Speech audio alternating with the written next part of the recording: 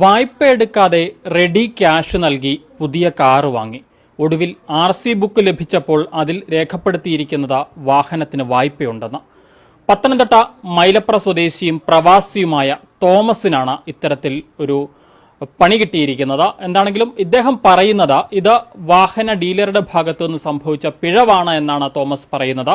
ഈ വാഹന ഷോറൂമിനെതിരെ നിയമ നടപടിയുമായി മുന്നോട്ട് പോകാനാണ് തോമസിന്റെ തീരുമാനം. എന്നാണ് ഈ ഒരു വാഹനം എടുത്തതെന്നായിരുന്നു? ഞാൻ നവംബർ 20 ഈ വാഹനത്തിൻ്റെ ഒരു MVD രജിസ്ട്രേഷന് വേണ്ടിയിട്ട് ഇവർ അപ്ലൈ ചെയ്തിരുന്നത്. ഞാൻ വാഹനം എനിക്ക് ഡെലിവറി ചെയ്യുന്നത് നവംബർ 21. അപ്പോൾ അതിൻ്റെ ഒരു സ്ക്രീൻഷോട്ട് ഇവർ എനിക്ക് വാട്സപ്പിൽ അയച്ചിരുന്നു.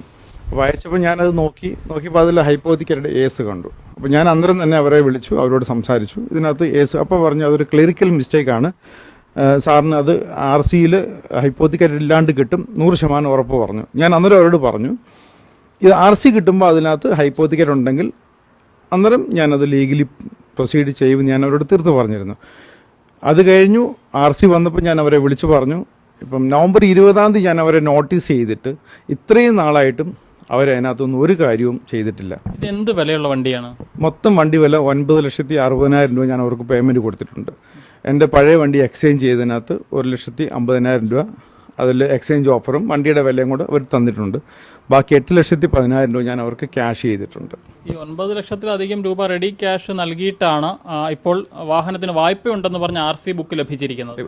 ഇത്രയും രൂപ നമ്മൾ റെഡി ക്യാഷ് കൊടുത്തിട്ടാണ് നമുക്ക് ഈ 8ന്റെ പണി അവർ തന്നിരിക്കുന്നത്. അവരോട് പക്ഷേ ഞാൻ അവരോട് പല പ്രാവശ്യം പറഞ്ഞു, നിങ്ങൾ എനിക്കൊരു ഒഫീഷ്യൽ ലെറ്റർ, നിങ്ങളുടെ ഫിനാൻസിൽ നിന്ന് ഒരു ലെറ്റർ എനിക്ക് താ, ഈ വണ്ടിക്ക് RC ഇത് യാതൊരു വിധമായ ലയബിലിറ്റിയും ഇല്ല എന്നും പറഞ്ഞുകൊണ്ട് നിങ്ങൾ എനിക്ക് ലെറ്റർ താ. അത് ഇതുവരെ അവർ തരാൻ തയ്യാറായിട്ടില്ല. കാരണം ഇവരുടെ പല രീതിയിലും എനിക്ക് എന്തോ ഒരു ഫ്രോഡൻ്റ് അതിനകത്ത് എനിക്ക് ഫീൽ ചെയ്യുന്നുണ്ട്. ഈവൻ വണ്ടി എനിക്ക് ഡെലിവറി ചെയ്തിരിക്കുന്ന സമയത്ത് പോലും തന്നിരിക്കുന്ന അഡ്രസ്സ് പോലും നമ്മുടെ അഡ്രസ്സല്ല, ഗുജറാത്തിലെ ഒരു അഡ്രസ്സാണ് തന്നിരിക്കുന്നത്. അപ്പോൾ ഇതിനകത്ത് എന്തൊക്കെയാണ് കള്ളക്കളികൾ എന്നുള്ളത് നിങ്ങളെപ്പോലുള്ള മീഡിയാസ് വേണം അത് കൂടുതലായിട്ട് തെളിയിക്കേണ്ടി. ഞാൻ പത്തനംതിട്ട മരിക്കാർ മോട്ടോഴ്സിൽ നിന്നാണ് വണ്ടി എടുത്തത്. അവരുടെ ട്രിവാൻഡ്രമാണ് മെയിൻ. പക്ഷെങ്കിൽ നമുക്ക് ഡെലിവറി തന്നതും നമ്മൾ ആദ്യം പോയി ഡീൽ ചെയ്തതും പത്തനംതിട്ട മരിക്കാർ മോട്ടോഴ്സ് ആയിരുന്നു. അവരാണ് ഇതിൻ്റെ മെയിൻ ഏജൻറ്റ്. ഇവരുടെ ശ്രദ്ധയിൽ ഇത് പെടുത്തിയിട്ട് ഒരു മാസം കഴിഞ്ഞു, ഇതുവരെ അതിനൊരു പരിഹാരം ഉണ്ടാകുന്നില്ല എന്നുള്ളതാണ് താങ്കളുടെ പരാതി. അതെ, ഞാൻ അത് മാത്രമല്ല, ഞാൻ പത്തനംതിട്ട പോലീസ് സ്റ്റേഷനിൽ കംപ്ലയിൻറ്റ് ചെയ്തിട്ടുണ്ട്. അവരെ 2 പ്രാവശ്യം അവരെ വിളിച്ചിരുന്നു. ഞാൻ ഇന്നും അവരുടെ അടുത്ത് പോലീസ് സ്റ്റേഷനിൽ പോയി അവരുമായിട്ട് സംസാരിച്ചു. അവർ പറയുന്നു അതിൻ്റെ ലെറ്റർ വന്നു കഴിഞ്ഞാൽ ഉടനെ പെട്ടെന്ന് തന്നെ ചെയ്യാമെന്ന് പറയുന്നതല്ല. അതുകൊണ്ട് ഈവൻ രാജേഷ് പോലീസ് സ്റ്റേഷനിൽ വരാൻ പോലും പുള്ളി തയ്യാറല്ല. പുള്ളിയുടെ ഏതെങ്കിലും ഒരു ഓഫീസിലുള്ള ഏതെങ്കിലും ഒരു ചെറിയ ആളിനെ വിടും. അവരവിടെ വരുമ്പോൾ പറയും, സാറേ ഞാൻ കഴിഞ്ഞ ആഴ്ച പുതിയതായിട്ട് ജോയിൻ ചെയ്തേ ഉള്ളൂ എന്ന് പറയും. പിന്നെ SI അവരെ വിളിച്ചിട്ട് ഷൗട്ട് ചെയ്യും. ഇതാണ് ഇപ്പോൾ ഒരു 3 പ്രാവശ്യം ഞാൻ പോലീസ് സ്റ്റേഷനിൽ പോയി. ഇതാണ് നടന്നുകൊണ്ടിരിക്കുന്നത്.